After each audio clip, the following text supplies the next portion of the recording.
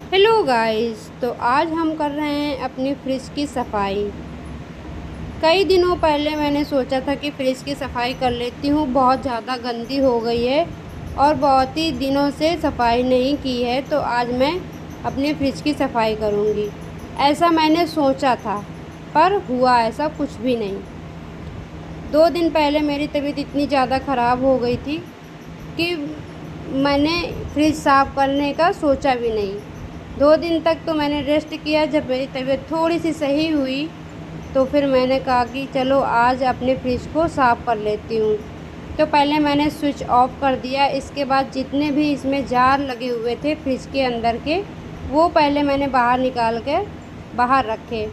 बाहर रख रही थी, इतने में कि देवर जी आए और बोलने लगे, भाभी क्या कर रही हो? तो मैंने कहा कि क्या ही बताऊँ, काफ़ी टाइम से हो गया था, फ्रिज साफ़ नहीं की थी और पता नहीं कोई इमरजेंसी में आ जाए या कोई भी आ सकता है घर पे, तो अच्छा नहीं लगता है। तो आज हम फ्रिज की सफाई कर रहे हैं। तो बोले ठीक है, मैं तुम्हारी हेल्प कर देता हूँ, और वैसे भी तुम्हारी 2-3 दिन से तबीयत ठीक नहीं है, तो ज़्यादा काम करोगे तो फिर ज़्यादा बीमार पड़ जाओगे। तो मैंने कहा चलो अच्छी बात है, कम से कम आपने इतना सोचा हमारे लिए, यही बहुत बड़ी बात है। फिर क्या था कि देवर जी ने सारे जार लिए और वो बैठ कर के साफ़ करने लगे, जैसा कि अभी आपने देखा। मैं भी आ गई थी फ्रिज के पास और इसमें थोड़ा सा साबुन लिया एक कपड़े में, और साबुन से ही सारी फ्रिज को साफ़ करना स्टार्ट कर दिया। वैसे तो निरमा से निरमा डाल कर के भी हम साफ़ कर सकते थे, लेकिन जो निरमा होता है ना, तो थोड़ा सा भी पानी डालेंगे ना तो वो नीचे निकल के बह जाएगा। और अब हमारे घर में 2 छोटे बच्चे हैं और हमारे एक डैडी जी हैं, तो डैडी जी का आना जाना, बच्चों का आना जाना यही रूम से लगा रहता है। तो हमने कहा अगर ज़रा सी भी अगर किसी का पैर फिसला तो चोट बहुत तेज़ से लग सकती है। इस वजह से मैंने निरमा का इस्तेमाल बिल्कुल भी नहीं किया। एक साबुन लिया और कपड़े में लगा कर के पूरी फ्रिज को अच्छे से साफ़ करी। इसमें कम से कम आधा घंटा तो मुझे फ्रिज साफ़ करने में ही लगा।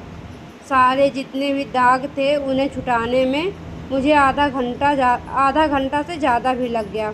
अब आप यहाँ देख सकते हो, जो मैं ये दरवाज़ा साफ़ कर रही हूँ, तो इसके जो बीच का जो पार्ट होता है ना, जैसे दरवाज़ा बंद होता है उसके साइड का, उसके साइड में ना 3 से 4 छत्ते लगे हुए थे मधुमक्खी के। छोटे छोटे से छत्ते बनाती है वो पीली वाली वो क्या बोलते हैं, मधुमक्खी या बर्रैया। तो वो जो पीली पीली होती है ना, वही हमारे फ्रिज के दरवाजे से जो बीच में सांसें नहीं होती हैं, उस सांस में 5-6 घर उनके बने हुए थे। और इसमें पता है, ऐसे डोर जब लॉक करो ना तो वो खुला रहता है, और खुलने के बाद ना वो उसमें एयर जो होती है वो बाहर निकलती रहती है। तो मैंने कहा इसका आज कोई जुगाड़ ही फांसती हूँ। फिर क्या था, मैंने सारी फ्रिज सफाई करी पूरे अच्छे से, और उनके बर्रैया के जो घर थे ना उनको भी हटा के साफ़ कर दिया। मैंने कहा अब इसमें मत रखो, कहीं दूर जा के रखो। फिर इसके बाद सारे मेरे जो जार थे फ्रिज के वो आए, धुल कर के रख गए थे देवर जी। तो फिर मैंने कहा चलो इनको कॉटन के कपड़े से साफ़ करके फिर अपने फ्रिज में लगा देती हूँ। तो बस यही सारी चीज़ें थी, मैंने अपने फ्रिज में ये सारे जार लगाना स्टार्ट कर दिया। यश भी मेरे पास खड़े थे, यश ब्लॉग शूट कर रहे थे, क्योंकि यश को ये था कि मम्मा मैं तुम्हारी हेल्प कर दूँगा, और अभी आप बीमार हो ना तो थोड़ा ही थोड़ा काम करो, ज़्यादा मत करना, नहीं तो फिर बहुत ज़्यादा बीमार हो जाओगे। तो मुझे थोड़ा अच्छा लगा कि चलो मेरे बेटे को मेरी इतनी चिंता है कि हम बीमार हैं, तो थोड़ा थोड़ा सा काम करो। फिर क्या था कि मैंने ये सारे जार लगाना स्टार्ट कर दिया। ये सारे कांच के जार हैं, इसलिए ना मैं इनको धुलने से बहुत डरती हूँ। मेरे से ना अक्सर ये हाथ से छूट जाते हैं। तो बस यही एक रीज़न था कि मतलब मेरे हाथ से छूट जाते हैं, और छूटेंगे तो टूट ज़रूर जाएंगे। तो इसीलिए मैंने कहा था, मतलब देवर जी ने बोला ही था सामने से कि मैं ही धुल दूँगा, आप मत धुलना, पता चले कि आप धुलने बैठो और एक आधे तोड़ दो। तो इसी वजह से ना मैंने नहीं धुला, और फिर देवर जी ने ही धुल के सारे मेरे पास रख दिए थे। तो बस मैं इनको पोंछ पोंछ के लगा रही हूँ। तब भी मुझे इतना अंदर से डर डर लग रहा था कि कहीं ऐसा ना हो जो हाथ मतलब फिसले और नीचे टूट जाए, क्योंकि भाई बहुत महंगी वाली फ्रिज है, दोबारा तो मैं नहीं ले पाऊँगी अब। तो बस फिर क्या था कि आप देख सकते हो मैंने एक एक कोना अच्छे से साफ़ कर लिया है, जैसा कि आप देख रहे हो। एक एक कोने में आपको कहीं गंदगी नहीं मिलेगी। बहुत ही अच्छे से मैंने सफाई करी है। लगा ज़रूर इसमें आधा घंटा है, लेकिन पूरी अच्छे से साफ़ हो गई हमारी फ्रिज। जितने भी जार थे, जितने भी इनकी प्लेट्स थी, वो सारी हमने फिट कर दी हैं। अब बारी है सामान रखने की।